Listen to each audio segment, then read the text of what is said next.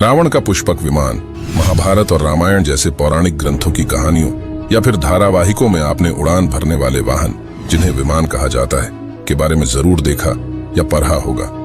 असुर सम्राट रावण का पुष्पक विमान, जिस पर उसने सीता का हरण किया था, तो वैसे ही काफी चर्चित है। हो सकता है बहुत से लोग ऐसे विमानों को केवल कल्पना मानकर इन कहानियों को सिर्फ टाइम पास करने का ही जरिया मानते हो, लेकिन आज हम आपको इनसे मिले जिस साक्ष्य से परिचित करवाने जा रहे हैं, वह एक ऐसा तथ्य है जो आपको ये मानने के लिए विवश कर देगा कि मन की गति से उड़ान भरने वाले विमान कोई कल्पना नहीं बल्कि पूर्ण रूप से हकीकत थे। वर्ष 2010 में अफगानिस्तान में तालिबान और अमेरिकी सेना के जवानों के बीच युद्ध चल रहा था। इस युद्ध के दौरान अमेरिकी सेना ने वहां कुछ ऐसा देखा जिस पर विश्वास करना बहुत मुश्किल था। अफगानिस्तान की धरती पर एक टाइम वेल जिसमें 12 फीट का एक विमान फंसा हुआ था। इस दृश्य को देखकर शायद कोई इस बात का यकीन नहीं करेगा कि वे अपनी आंखों से आज से कई हजार साल पहले प्रयोग किए जाने वाले विमानों को देख रहा है। जी हाँ, ये वही विमान था जिसके विषय में अक्सर हम हिंदू धर्म ग्रंथों और पौराणिक कथाओं में सुनते रहते हैं। महाभारत युगीन कथाओं में यह उल्लेख मिलता है कि 12 फीट घेरे वाला विमान 4 भारी भरकम पहियों से लैस होता है। इसके हर पहिए में अस्त्र लगाए गए होते हैं जो युद्ध या फिर मुश्किल टाइम में शत्रुओं का सामना करते हैं। जैसे ही विमान को सक्रिय किया जाता है, इसके भीतर से बहुत तेज प्रकाश उठता है जो सामने वाले की आंखों तक को चौंधिया देता है। जैसे ही इस विमान के अफगानिस्तान में होने की बात सामने आई, अमेरिका, रूस और भारत के कई राजनेता और प्रतिनिधि अफगानिस्तान पहुंच गए।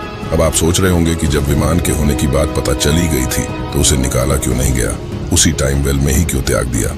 तो हम आपको बता दें, टाइम वेल एक ऐसा स्थान होता है जो पूरी तरह से इलेक्ट्रोमैग्नेटिक शॉक वेव्स से घिरा रहता है।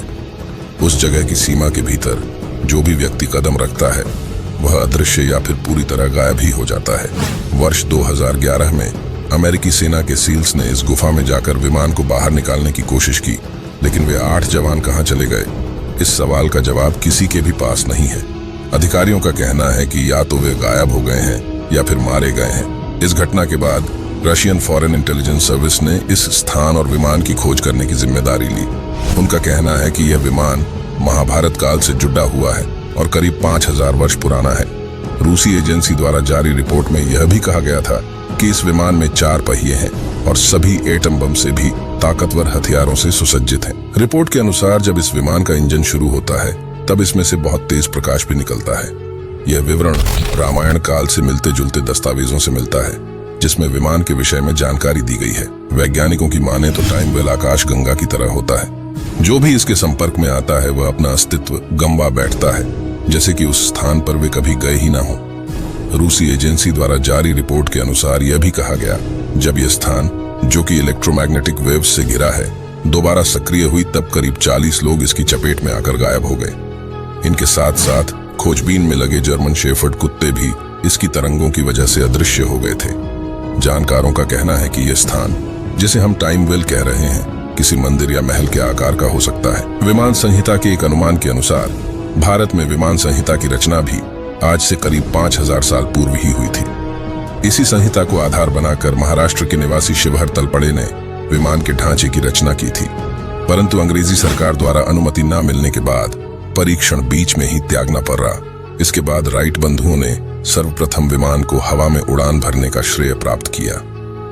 आपका इस विषय पर क्या कहना है, कमेंट करके जरूर बताएं और कृपया करके वीडियो को एक लाइक जरूर करें। धन्यवाद।